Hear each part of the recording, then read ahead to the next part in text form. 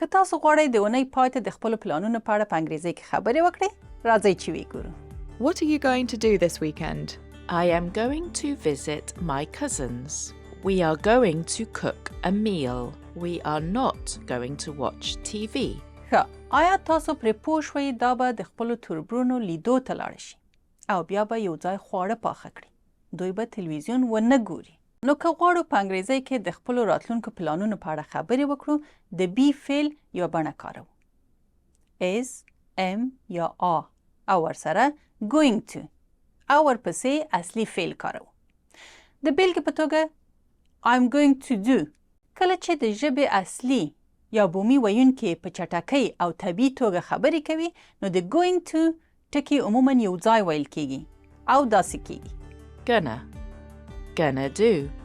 What are you gonna do this weekend? آیا په یاد مو دي چې څنګه د خپلو پلانونو په اړه دې پوښتنې ته ځواب ووایئ؟ څنګه په انګریزي کې ویلی شئ چې تاسو به د خپلو تربرونو لیدو ته ځئ؟ په یاد مو وي چې د لیدلو لپاره د visit ټکی کاروو او دې ته هم پام وکړئ چې مبتدا I ده، نو تاسو به am ته اړتیا ولرئ. I am going to visit my cousins. عالی. او که مبتدا وی و بیا موږ are کاروو. We are. آیا په یاد مو دي چې څنګه ووایي موږ به یو څه پاخه کړو؟ We are going to cook a meal.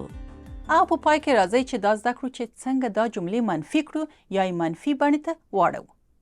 د هغه څه په اړه چې موږ یې نه غواړو وکړو د خبرو کولو لپاره موږ له بی فعل وروسته د not ټکی ورزیاتوو. نو بیا I'm not going to.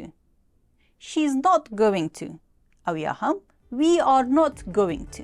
We are not going to watch TV.